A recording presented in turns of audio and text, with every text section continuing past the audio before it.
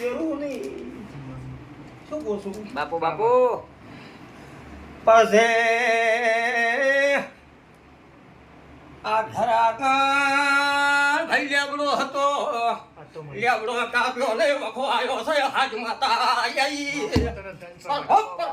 હું ના પકડી દીધો. મારું નામ સધી ના કહેવાય. બરોબર આ તો ખોટો આચુમાડી તે જો ભાઈ હું તમારી જાતની સમાજનું જેરું છું. ખરું ભાઈ આ તું આચુમાડી એકદમ આચુમાડી હું નામ લેબડો બાળીનો છો એ ધણ કર્યો એનો ડંડલા કાઢ્યો. આચુમાડી